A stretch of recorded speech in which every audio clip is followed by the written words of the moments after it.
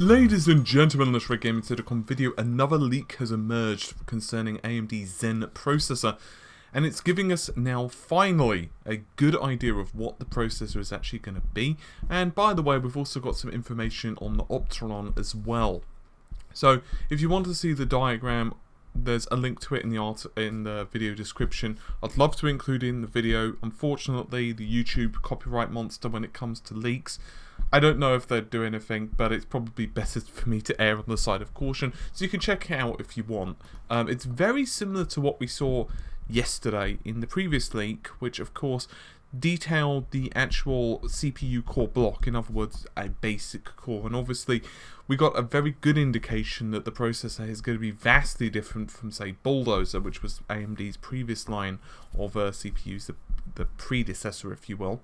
So as I said, there's another diagram that's emerged from Planet 3D Now, and this one demonstrates that the Zen, as most basic fundamental characteristic, is comprised of at least 4 CPU cores and a bunch of level 3 cache.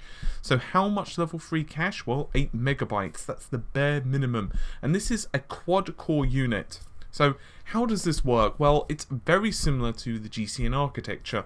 I won't go through the finer points of it, GCN architecture I mean, but effectively 64 ALUs or shaders or whatever the hell you want to call them, different manufacturers or developers have different names for them, but let's just call them ALUs, are used to make up one compute unit, and obviously multiple compute units form a GPU. So for example, the Xbox One has 12, technically 14, 2 are disabled, the PlayStation 4 has 18 with a couple disabled, and so on and so forth. And obviously desktops can have, like, I don't know, 32 compute units or what have you. So that gives you an indication of how they're going to be putting this thing together. Now, the basic premise, just reading over the slide, and there's not an awful lot on the slide if you just kind of glance at it and that's it, but there are a couple of key factors. Now, firstly, there's going to be 512 kilobytes of level 2 cache per core. Now, that is level 2 cache, of course, and once again, to reiterate, you've got 8 megabytes of level 3 cache. However, all of this cache is going to be designed for high performance. Obviously, they're not going to say it's designed for slow performance, but the main purpose of this is it seems to be low latency. They want low latency, and each of these units, each of these quad units is going to be linked together with a high-speed interconnect. So you could think of it almost like as jigsaw pieces. You slot multiple ones together based on the purpose. So you could put, say, a single unit together if all you want is a low performance PC, let's say a notebook, or you want to just make a very bare bones PC, or you could put, say, 2 of these systems together, or 2 of these quad core units together, and make a pretty good desktop processor. Or you could add more and more, and obviously we've learned quite a bit regarding this, and the fact that these cores can handle multi-threading quite well, in other words multiple threads. So what about other stuff? Well, it's very much worth remembering that AMD have not confirmed any of this stuff, but independent rumours and the rumour mill indicating that it's going to be able to handle up to 140 watts TDP, although of course there will be lower wattage parts. This is obviously dependent once again on the purpose. So let's say, just a pure example, a silly example, but let's say you're, putting one of these things in a tablet, it's not going to be 140 watt TDP, and obviously a tablet is a ridiculously extreme example, but you get what I mean. Now, we do know that many of these can be added together, and global foundries are going to be the ones who are producing the chips. Supposedly it's going to be on a 14nm process, and it's going to be at some point next year.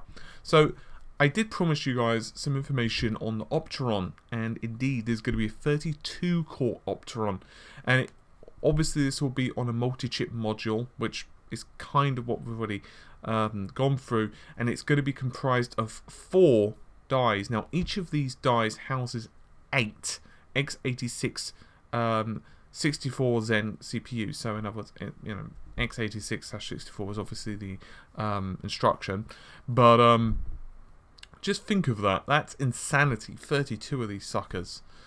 So what about memory? Well, it has 2 memory. Each MCM with 8 cores has 2 memory channels, and each of those supposedly can handle 2 DIMMs per channel. So you can do the math and you basically realize that yes, you could have up to 16 DIMM slots, which is rather nice. Now, what about, you know, the high end? What does this actually mean? Well, you're going to be looking at least up to 256 gigabytes per each of the 8 channels. That's what the rumor is. I won't go through all the communication stuff because you can pretty much guess it. It's going to be, you know, PCIe Generation 3 SATAs. You've got a bucket load of Ethernet ports and more. And this is obviously on the motherboard. That's not, you know, you're not going to be getting an Ethernet port on the CPU. I just want to point that out. And of course, the CPUs just naturally at this point are going to be supporting DDR4 memory. I don't think anyone really needs me to tell them that. But yes, and that's going to be for the desktop and for servers. Obviously, Opterons are going to be the server. Opteron is the line for servers, and obviously the Zen CPUs are going to be adapted for that. So it's looking really good for AMD on this front, and we don't know the performance. I don't have a benchmark, but I could tell you that it's probably going to be much better. And the reason I'm saying that is simply based on the other leaks that we've seen. It's got much better integer performance. You know, they've basically changed the block diagram much more to the older Athlon design, or if you prefer, you could think of it more Intel-like. So it's going to have better integer performance, much better single thread performance, and obviously a bunch of other bits and bobs. They've gone into certain instructions and nuked them. So let's say an instruction wasn't really used, bye-bye, no longer there. Why? Because that die space to support that instruction can go on other stuff for either new instructions or more cache or whatever they need to do. So I'm going to give you my opinion on this in terms of upcoming. I've said just yesterday, and I don't want to go too much into what I've already said for obvious reasons. I don't really like to repeat myself super amounts, especially when it comes just a day before. But I'm actually really liking the look of these CPUs for a couple of reasons. One, to be honest with you, the desktop market, and I've said this 100 times, it's just been really slow. I don't really believe that the desktop market has significantly changed. I'd probably say since Sandy Bridge. I mean, yes, of course, the predecessors, you know, the original I's, you know, they were pretty good. And one can argue if you've got something along the lines of, let's say, i7-920, you're probably going to be okay for a while, but single thread performance is going to be a bit considerably lower than, let's say, a Sandy Bridge. Sandy Bridge to, let's say, Haswell, you're looking at about 20-30% less performance, which, considering the amount of time that's elapsed, I think Sandy Bridge was released in 2011 from memory serves. It's basically about 4 years now, which is quite ridiculous when you consider it's 30%. And it's not like clock speeds have ramped up that much either. And one can actually argue in many ways we've kind of regressed, because Sandy Bridge, at least in my experience, not about your experience, but in my experience, my Sandy Bridge overclocked a heck of a lot better than my Haswell. So it's just kind of how it's been. My point being that we do have Skylake coming up. So from AMD's point of view, I'm going to probably guess that Zen is going to beat Skylake. The only reason I guess that is because it's coming out later. It's coming out 2016, whereas Skylake, the first SKUs, are coming out this year.